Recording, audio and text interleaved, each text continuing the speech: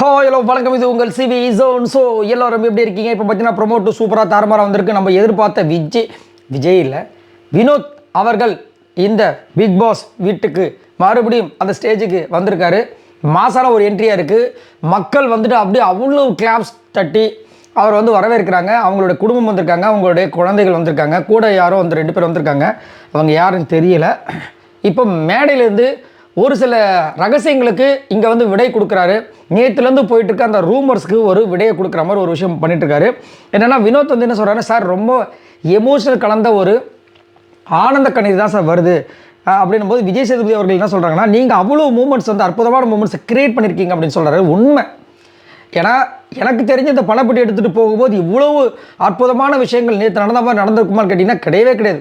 அழுகுக்கு அழுக, வன்மத்துக்கு வன்மம், கோவத்துக்கு கோவம், சண்டைக்கு சண்டை, அப்படியே பாசத்துக்கு பாசம், நேசத்துக்கு நேசம், எல்லாமே நடந்துச்சு.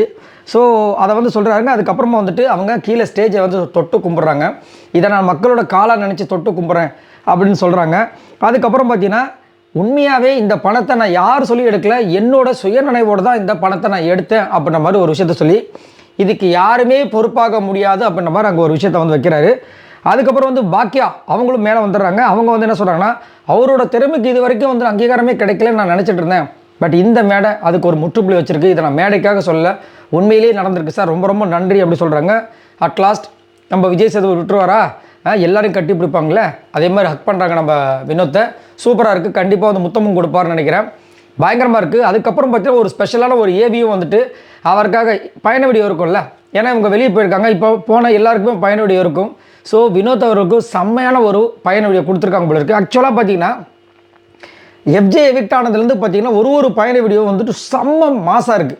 நீங்கள் அதை நோட் பண்ணிக்கலான்ற சொல்லுங்கள். எஃப்ஜேவோட பயண வீடியோ வந்தாலும் சரி, சுபிக்ஷாவோடது எல்லாமே சூப்பராக இருக்குது. இன்றைக்கும் வந்து அந்த மாதிரி ஒரு ஃபயரான ஒரு ஏவி தான் வந்துட்டு நம்ம வினோத்துக்கு வந்து போடப்பட்டது அப்படின்ற மாதிரி தகவல் வருது. ரொம்ப சூப்பரான ஒரு மூமெண்ட். நான் ரொம்ப ஈகராக வெயிட் பண்ணிட்டு இருக்கேன் வினோத் அவர்களை பார்க்குறதுக்கு மறுபடியும் இந்த ஸ்டேஜில். ஸோ நீங்கள் உங்களோட கருத்துக்களை சொல்லுங்கள். அது மட்டும் இல்லாமல் இந்த ஸ்டேஜுக்கு ஸ்டார்டிங்கில் அவர் எப்படி வந்தார், இப்போ எப்படி போகிறாருன்னு போது பார்க்கும்போது இதுதான் வளர்ச்சி அப்படின்னு நல்லாவே தெரியுது. உங்களோட கருத்துக்களை சொல்லுங்கள். பாய் நண்பர்களே.